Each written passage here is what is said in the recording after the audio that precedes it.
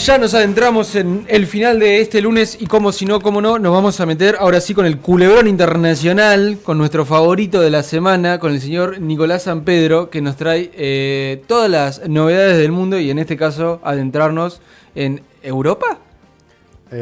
Buenas, ¿cómo andan? Hola. Hola, Sampedro. Sí, supongo que vamos a hablar de Europa. Es más como una continuidad de lo que charlábamos la semana pasada sobre el conflicto en Ucrania. Uy, perdón, me pegué el micrófono. Claro que no sé si van a alcanzar los 25 minutos que tenemos, pero bueno. Caro se queda media hora más. Intentaremos hacerlo lo más concreto posible. En estos días, hace algunos días nada más, sucedió la conferencia de seguridad de Múnich. ¿Por qué traemos a colación este evento? Alfredo Jalife, analista geopolítico mexicano, que solemos citar y recomendar su lectura, hace algunos días escribía un artículo, ayer más precisamente, que se titula Triunfo de Putin 18 años después, Conferencia de Seguridad de Múnich adopta la multipolaridad. Interesante, los vamos a dejar entre las recomendaciones. ¿Por qué? Esto porque en 2007, ya en aquel entonces, quien ya era presidente de la Federación Rusa, Vladimir Putin, aseguraba, y esto fue un año antes de Lehman Brothers, del quilombo en Estados Unidos con la burbuja inmobiliaria y todo el descalabro financiero que se generó, etcétera. La cuestión es que en 2007, decíamos 18 años de la actual fecha, ya Vladimir Putin hablaba de un mundo multipolar al cual había que empezar a generarse. Y Jalife dice que medio como que esa conferencia termina siendo la piedra angular o el punto inicial de lo que vendría a ser un G2, que hoy ya muchos reconocen que es esta alianza estratégica en múltiples planos entre la Federación Rusa y la República Popular China. Entre Vladimir Putin y Xi Jinping, básicamente. Decíamos, esta conferencia de Múnich sucedió también en estos días, entre el 14 y el 16 de este mes, terminó ayer, y anduvo circulando digamos, como el resumen ejecutivo que mandan después de la conferencia con la síntesis de los debates. Claro, la síntesis general de lo que sucedió, lo que se discutió, las proyecciones para este año, etcétera. Y una de las cosas que reconocen en la conferencia de Múnich es que por lo menos hay vistos de todavía elementos de unipolaridad, elementos de bipolaridad, elementos de multipolaridad y elementos de no polaridad. Hace como una gran mezcolanza, si bien el resumen ejecutivo o la discusión en torno a ¿qué es esa multipolaridad para este resumen o para los europeos? No tiene algo concreto, no es que haya una sola visión respecto de lo que es la multipolaridad. Sí lo que dice o sí lo que marca, y en el substract o en el resumen queda claro que habla de por lo menos dos visiones. Una visión, la que tienen los países occidentales respecto de la multipolaridad, o en realidad de lo que llaman la... no es multipolaridad, es la multidiplomacia. ¿Cómo es que se llama? Se me fue el nombre. Si no sabes vos, Sampedro. Se me fue el nombre ahora. Y una visión de la multipolaridad más asociada a los BRICS, que es algo que ya venimos remarcando, etcétera. O sea, que entendía como Estados Unidos y Europa como un bloque y el BRICS como otro. Es multipolaridad. Sí, se podría decir el G7 como un bloque. Pero más asociado a la perspectiva del mundo, lo que venimos diciendo, el mundo multipolar, el mundo basado en reglas, reglas que nadie conoce, pero que todos acatan, y la visión más del sur global, como se ha considerado, más vinculada con los intereses de los BRICS, o de ese otro mundo que por lo menos los BRICS están planteando como posibilidad. Pero un detalle es que excluyen a Rusia. Desde 2007. Que no participa. No. En esta cumbre, en este balance. En esta cumbre del 2025, lo que dicen es, ponen el foco en China, no el foco en Rusia. Porque se viene hablando también en esto que decías del G2 un poco, de que el G2 no sea Rusia-China, sino China-Estados Unidos, como en este mundo multipolar, como conduciendo un poco los caminos. Pues también recién hace un cachito en pantalla lo veríamos a Zelensky, hablando de que Rusia... Uno de los grandes perdedores Sí. y humillados de esta conferencia de Múnich. Sí, Y vamos a ver por qué. bien. Pero se habla también de como, bueno... Está el- tremendo también. Sí, en realidad el planteo es, o algunos analistas lo que afirman es que lo que buscaría Trump sería alejar a Rusia de China, hacer un G2 con Rusia Bien. y excluir a China porque China es el verdadero enemigo Claro. en términos estratégicos, o el verdadero adversario en términos estratégicos de Estados Unidos. ¿Pero por qué el verdadero adversario? Porque es el que más produce, es el que más vende, es el que más... Y después a la economía, minerales básicamente. estratégicos tiene, Y el rutas que- comerciales. El que más planifica. Ojo, los rusos también planifican Sí, mucho. pero... Sí. Pero esa es la discusión. Si Trump va a poder romper ese G2 entre Rusia y China o no. Muchos analistas lo que sostienen es que va a tratar de jalar a Rusia y separarlo de China. Esto es poco Y la prenda probable. de eso podría llegar a ser este diálogo para... Esa es una de las posibilidades. Dentro de todo de este resumen ejecutivo, mencionan a Sudáfrica, mencionan a Brasil, mencionan a China, mencionan a Japón como una potencia occidental y hablan de Europa y del rol que tiene Europa como ese prestigio a nivel internacional, bla, bla, bla, bla, bla, bla, bla, bla, bla. Pero este detalle me parecía importante, que no mencionan a Rusia, o sí lo mencionan dentro del conflicto en Ucrania, pero no lo ponen como un actor clave dentro de este nuevo mundo multipolar.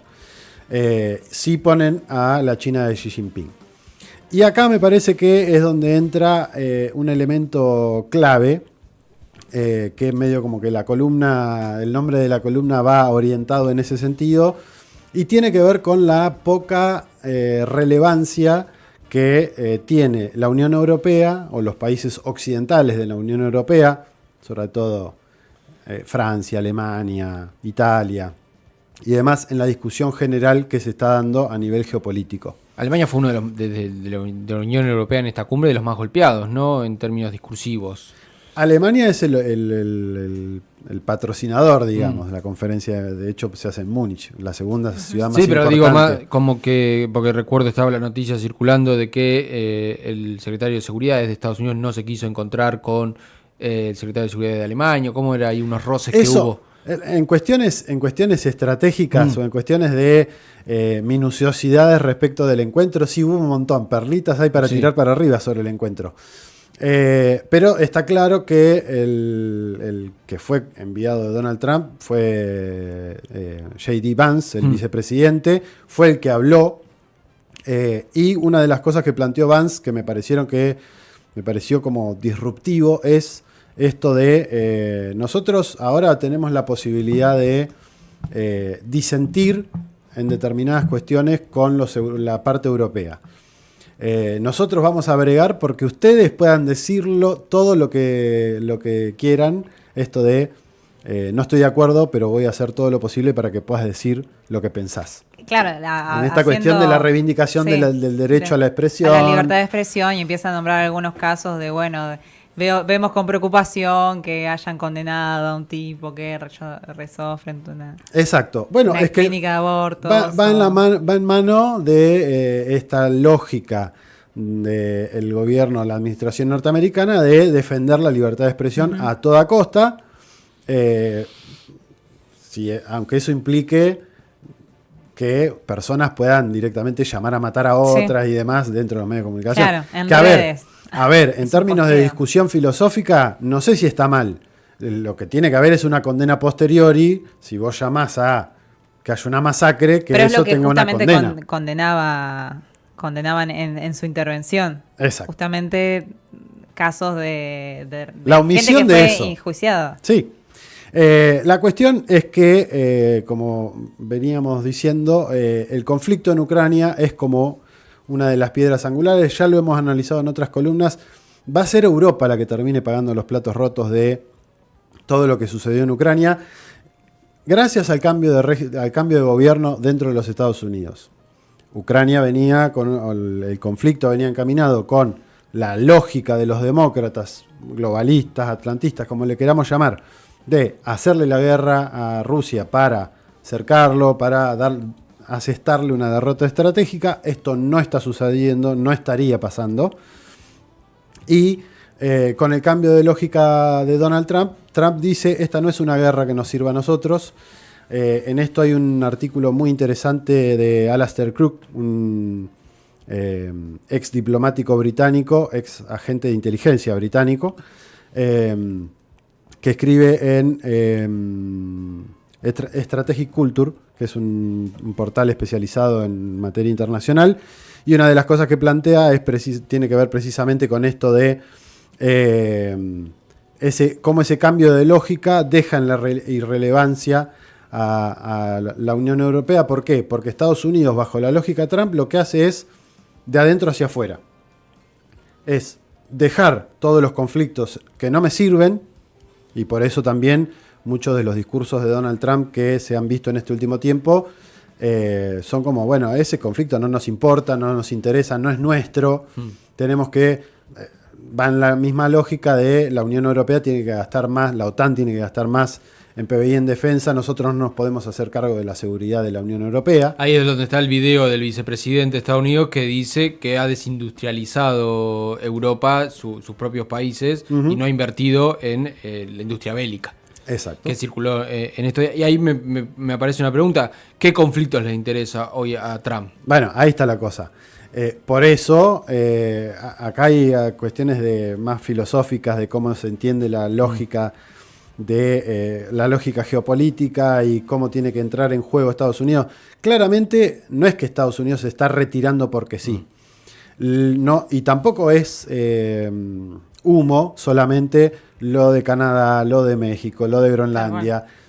Es una lógica y esto lo definía bien Alastair Crooke. Estados Unidos es una potencia imperial expansionista. Siempre necesita de expandirse y ganar más territorio para tratar de seguir sosteniéndose como potencia. Y en ese camino es muy probable que lo que quiera hacer Trump, hay que ver si le sale o no le sale, es efectivamente generar mejores condiciones dentro de lo que se conoce como el hemisferio occidental, o lo que los norteamericanos históricamente llamaron su patio trasero, le hace toda nuestra América, Canadá, México, Groenlandia, toda esa parte, y Europa.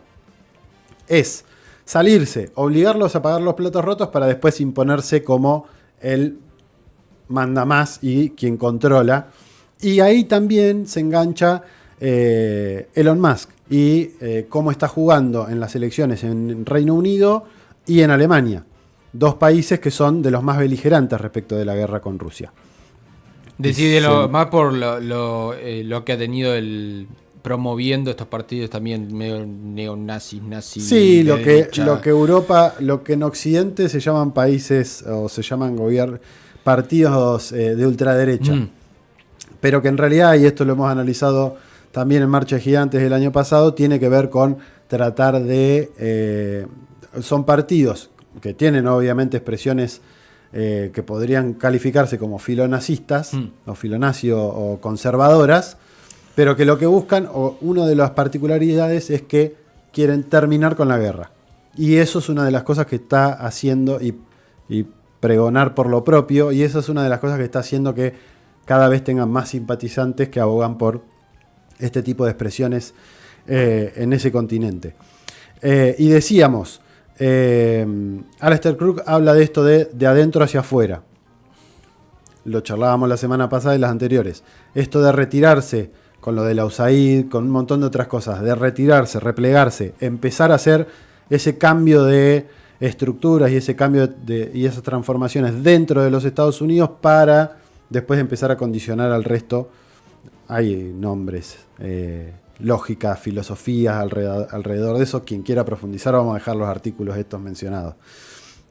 Me pareció interesante escuchar precisamente a Donald Trump cuando hablaba respecto de lo que dijo J.D. Vance en la conferencia de Múnich. Hay un recorte, breve recorte con algunas palabras. Está traducido para quienes no lo estén viendo, quienes no lo entiendan en inglés, no lo van a entender porque estamos hablando encima.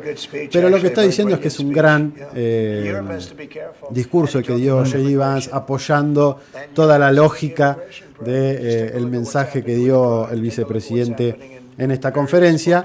¿Y por qué es importante el apoyo de Donald Trump?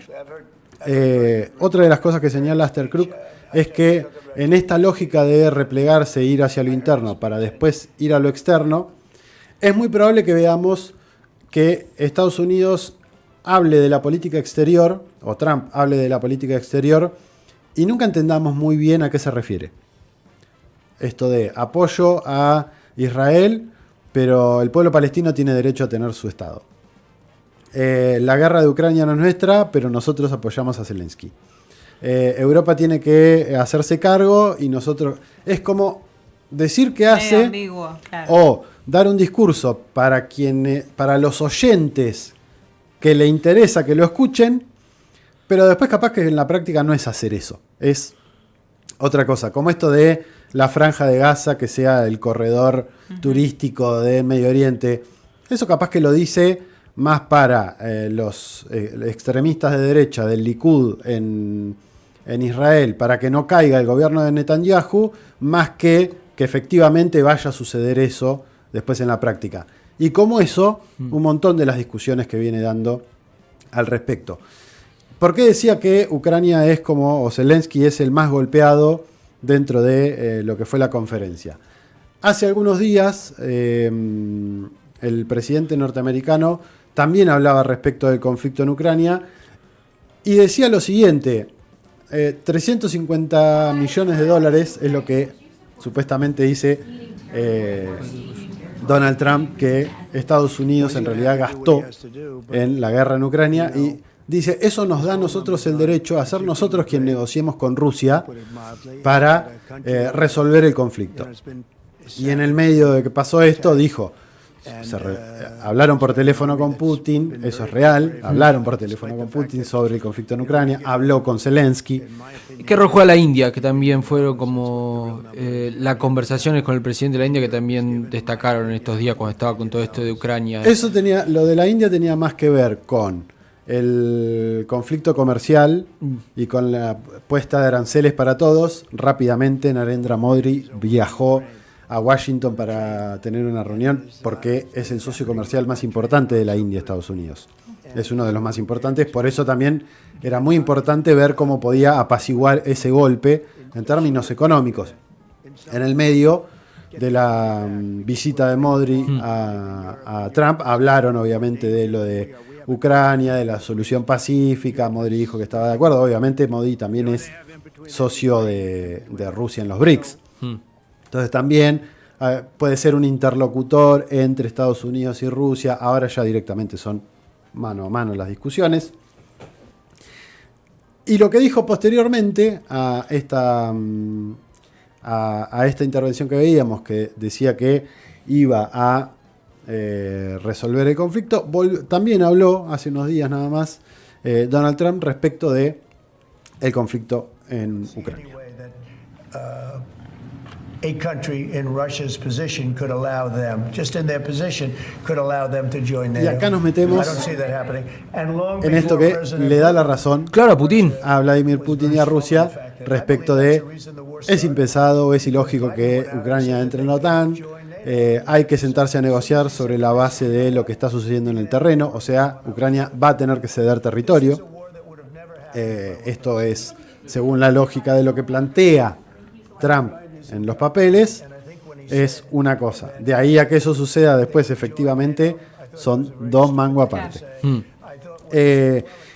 Y me parecía importante en este entramado de cosas traer a colación algo que también había sucedido en estos días, que es que Vladimir Zelensky le había ofrecido a Donald Trump un acuerdo para quedarse con los minerales raros que tiene Ucrania, para que Estados Unidos se los quede, si hacían un pacto de seguridad con Estados Unidos, para que Estados Unidos se comprometa a proteger y a que no suceda lo que muy probablemente De que- vaya a suceder, que es una negociación entre Putin y Donald Trump, y que Zelensky tenga que asumir o no.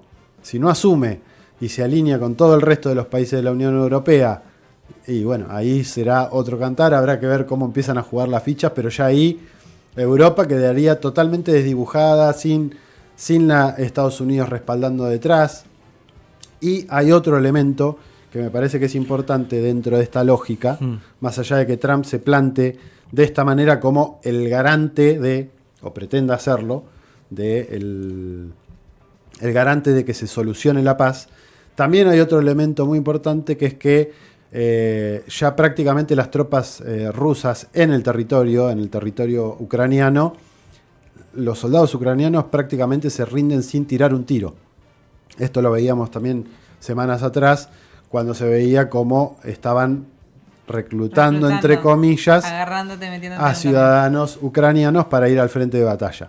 Estamos hablando de personas civiles que no tienen prácticamente formación militar, yendo a pelear con militares altamente preparados que tienen experiencia, que vienen hace casi 4 años, se van a cumplir ahora en febrero, casi 4 años de conflicto.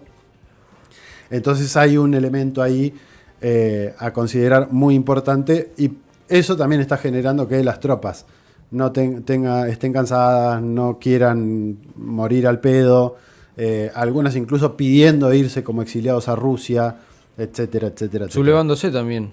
Sí, es una sublevación, Sí. digamos. Y me pregunto ahí, en este abandono de Estados Unidos a la guerra, o este correrse del eje, tanto en lo financiero como en lo político, ¿hay una posibilidad de que Europa aumente su involucramiento en la guerra, o va a soltarle la mano también a Ucrania, a Zelensky? Porque si no es ya profundizar en Europa muriendo en la suya, de alguna manera. Es que ahí es donde se vuelve relevante, o ahí es donde engancha esta cuestión de la irrelevancia europea. Claro. No cambian. Porque todos los países europeos tienen gas más caro, Sí. por lo que Estados Unidos hizo con el Nord Stream 1 y 2, y porque ahora les vende el gas licuado más caro, o lo tienen que comprar a Rusia por otro lado. Están teniendo conflictos desde la inflación hasta conflictos económicos graves. Alemania, sobre todo, perdiendo industria, empresas como Mercedes, Volkswagen, empresas grandes, despidiendo, suspendiendo trabajadores. Digamos, no es una situación fácil en la que están los países europeos, sobre todo las potencias europeas, Francia, Alemania, Gran Bretaña no es de la Unión Europea, pero también está con sus quilombos. ¿Y por qué decíamos esto? Cómo la irrelevancia de Europa también empieza a verse en la aceptación de que estamos yendo hacia un mundo multipolar, o que ya tiene vistos de multipolaridad, y que es, según lo que decía Jalife, como la gran victoria estratégica de Vladimir Putin. 10 días después de que asumiera el gobierno de Donald Trump, Marco Rubio, es el primer audio o el primer videíto que le habíamos dejado a Caro, decía esto lo vimos hace unas semanas atrás, decía esto.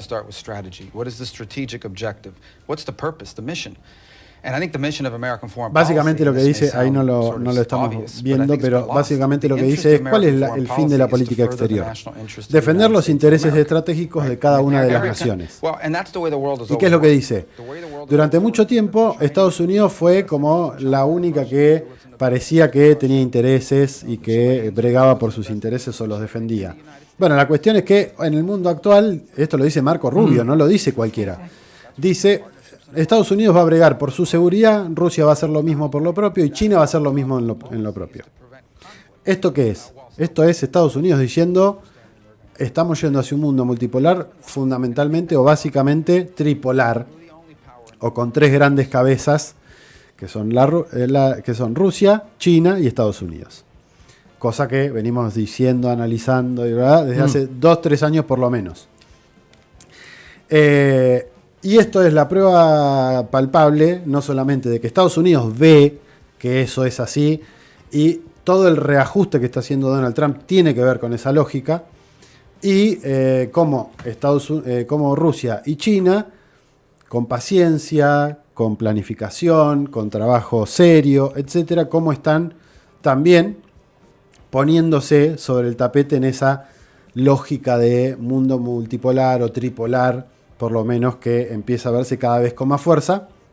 más allá de todas las bravatas y la discusión humo que después hay en el medio, decíamos, una gran victoria para Vladimir Putin que la Unión Europea y Estados Unidos reconozcan que se está viviendo o que se está construyendo un mundo multipolar.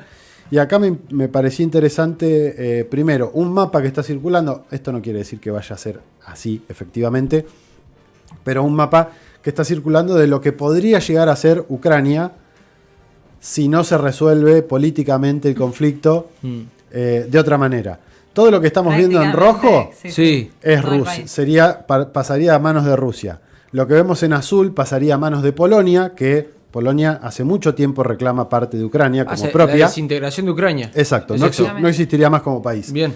Parte de Hungría, lo que se ve abajo en verde, y los dos pedacitos que se ven en amarillo, que sería Rumania. Que Rumania también tiene reclamaciones históricas sobre territorio ucraniano. ¿Esto por qué? Porque Ucrania es un país que surge a posteriori surge con el imperio ruso.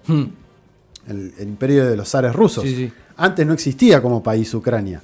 Todo eso era territorio del imperio ruso que otras naciones, otros pueblos reclamaban como propio. Polonia, Hungría, Rumania, etc. Y en esta lógica de cómo la irrelevancia o cómo está pasando cada vez a tener más irrelevancia en términos internacionales la Unión Europea en este contexto, con un Estados Unidos que ya no lo segundea o no está en la misma dinámica. Aníbal Garzón, un colega español que escribió un libro sobre el BRICS, hacía 2 tweets que estos no se los mandé, me parece. No se los mandé acá, bueno. En fin. 2 tweets donde precisamente habla y hace mención a esta cuestión de cómo está pasando a la irrelevancia la Unión Europea. Para cerrar y no estirarla mucho más, pese a que me quedé sin la compu. Vamos a dejar las 2 notas recomendadas para que las puedan chusmear y leer un poquito más en profundidad. Y no sé qué más. Bien. La continuamos el miércoles, si no. Sí, la podríamos continuar. La continuamos, le damos la segunda parte el miércoles. Pero a lo que quería llegar. Esto de... no hay que confundirse. Lo que dice Trump respecto de Canadá, de México, de Groenlandia, etcétera, no es humo. Hay intereses reales ahí, hay una disputa global. Hay que ver qué va a hacer Europa en todo este escenario, porque claramente es la que va a perder de acá a la China, o de acá a Rusia, como queramos ponerle, porque la reconstrucción, si es que existe de Ucrania, va a correr por cuenta de ellos. No van a ser los que hagan los negocios, van a ser otros los que hagan los negocios. Muy probablemente se queden con sus recursos. Así que muy probablemente sea Europa la que salga perdiendo de todo este escenario, si es que en el medio no hay también cambios en Europa que vayan más en una lógica a lo que sucede con Donald Trump. Y acá podemos hablar de Alternativa por Alemania, de partidos conservadores o lo que en Occidente llaman de ultraderecha, llegando a distintos países. No hay que olvidar que países como Hungría, como Serbia, como Eslovaquia, tienen presidentes que están más de la lógica de Putin o de Donald Trump. Víctor Orbán es casi un vocero dentro de Europa de Donald Trump. En fin, habrá que ver cómo evoluciona esto, pero uno de los grandes perdedores, sin lugar a dudas, va a ser la Unión Europea. Y Zelensky me parece que ya murió políticamente después de esta conferencia de Múnich. Que vuelva al stand-up. Sí, va a tener que... No le va a quedar otra. Gracias, Nico. Esto es mi opinión, digamos, Sí. la de algunos colegas analistas que leemos, digamos. Hay gente que seguramente tenga otra visión. Lo comentarán en el YouTube. El devenir de la historia nos dirá efectivamente qué es lo que suceda. Bien, nos comentarán en YouTube los que nos acusan de prorrusos. Y acá va a quedar el recorte del señor Nico, que nos habla un poco de la continuidad de ya casi el ocaso de la guerra Rusia-Ucrania, Rusia-OTAN, como hay que decirle. Así que vamos a separar porque todavía nos queda el sorteo, no estamos repasando tiempo, pero bueno, nos debemos a ustedes nuestra oyenta. Separamos y volvemos con el sorteo. Antes teníamos plan.